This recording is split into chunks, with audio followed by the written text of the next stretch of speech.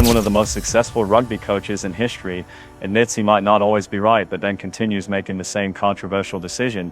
You have to ask yourself, what's really going on?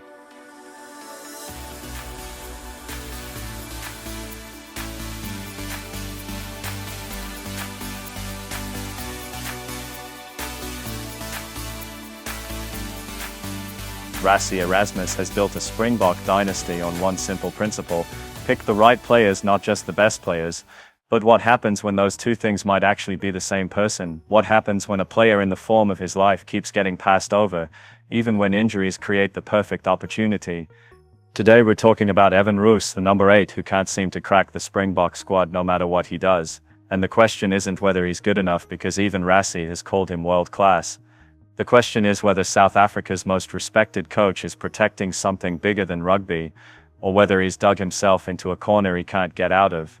This isn't about attacking anyone. This is about understanding one of the most fascinating selection debates in modern rugby. And trust me, by the end of this video you're going to have a very strong opinion one way or the other. Let's set the scene properly, because context matters here. Evan Roose isn't some young prospect hoping for his first cap. He's already been there. He's worn the green and gold. He knows what test rugby feels like. And here's the thing that makes this whole situation so interesting. When he got his chances back in 2022, he didn't embarrass himself. He played alongside the best in the world and held his own. Then came the injuries, the kind that derail careers and make coaches nervous. Roos disappeared from the international scene, but not from rugby. While he was rebuilding his body and his game, something else was happening. The Springbok number 8 position was becoming absolutely stacked with talent. Jasper Wiese was smashing opponents. Cameron Hanekom burst onto the scene like a freight train. Elroy Lowe brought that Bulls intensity everyone talks about. And Kwagga Smith, well, Kwagga does things nobody else can do. Suddenly, even getting back into the conversation meant beating out multiple world-class players. But here's where the story takes a turn. Roos didn't just come back. He came back better. The Stormers built their entire forward strategy around him. He was winning back-to-back Man of the Match awards in the URC. His statistics were genuinely ridiculous for a number 8.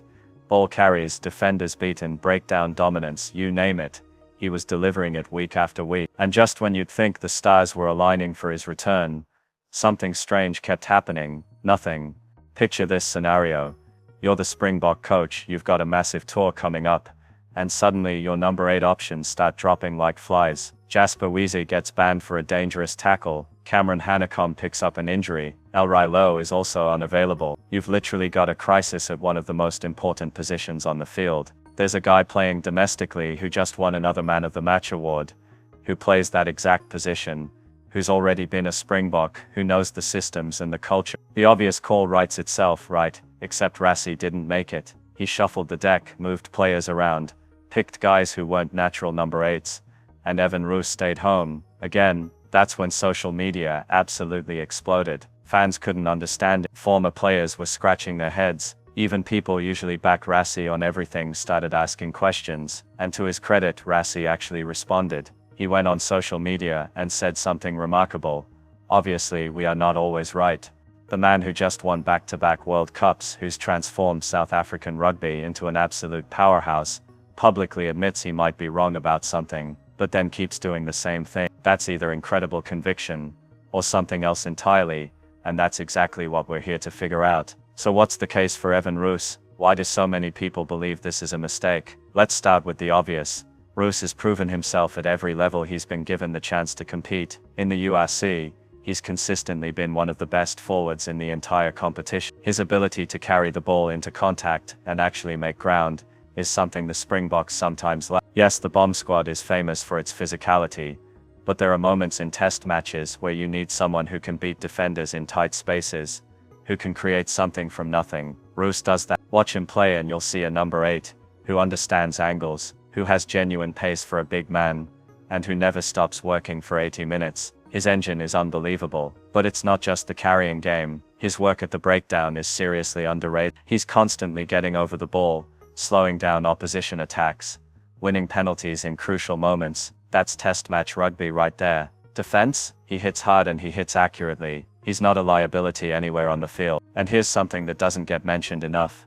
Versatility. Roos can cover multiple positions in the back row if needed. In the modern game where squads are limited and injuries happen, having a guy who can slot in at 6, 7 or 8 is genuinely valuable. Rassie himself has called him a world-class player, not good, not promising, world-class, those were his actual words. He even said Roos will play many test matches for the Boks.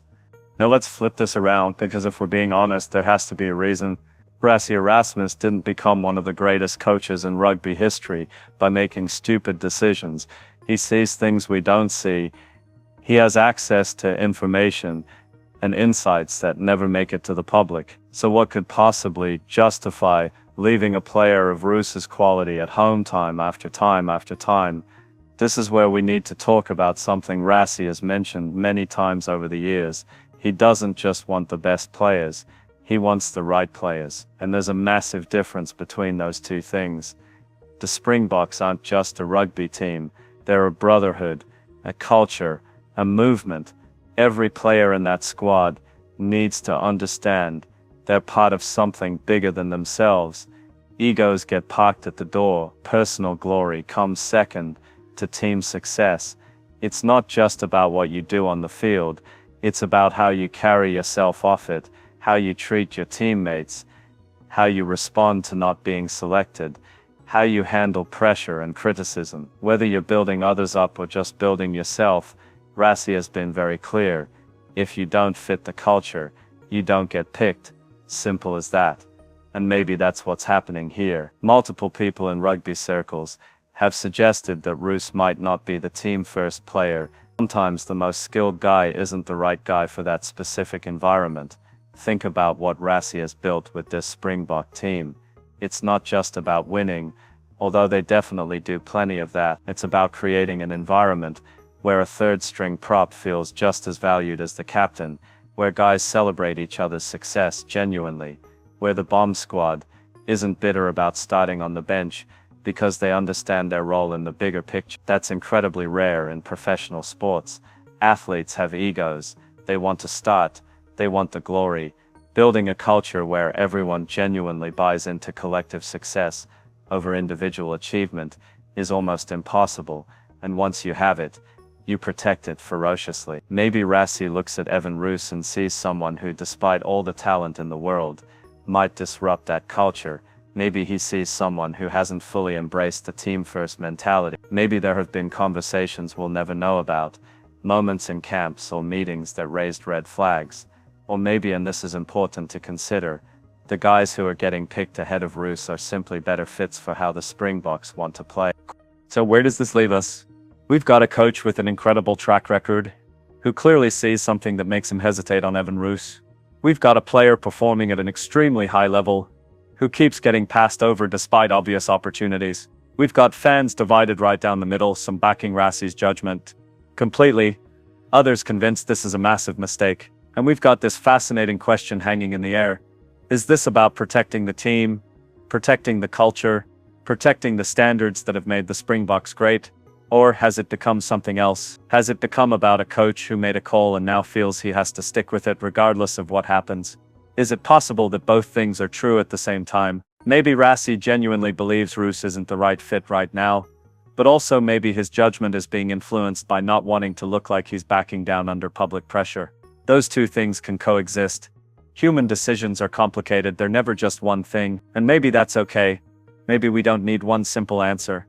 Maybe the truth is messy and complicated, just like everything else in sports and life.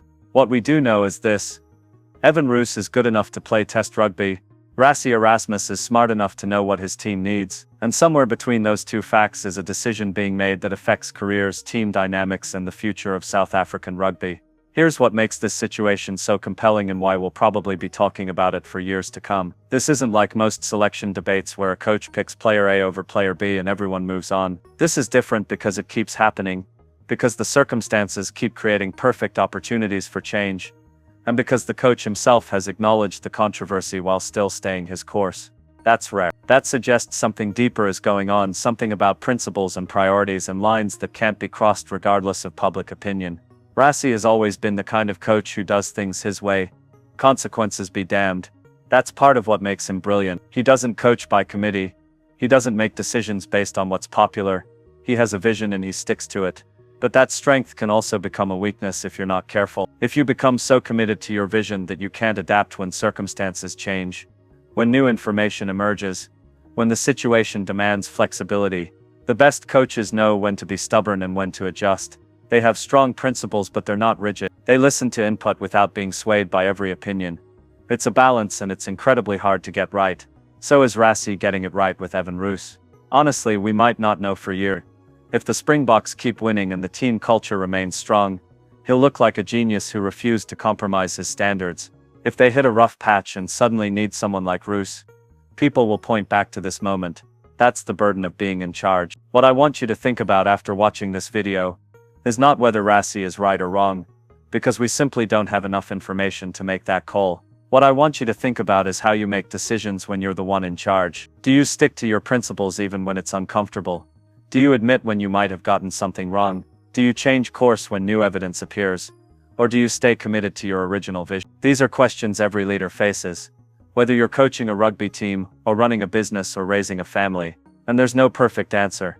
Rassie Erasmus is navigating this situation the best way he knows how, based on information and insights we'll never fully have. Evan Roose is handling his disappointment by continuing to perform at an elite level, which says something about his character regardless of what else might be true. And we as rugby lovers get to watch this whole thing unfold and debate it endlessly.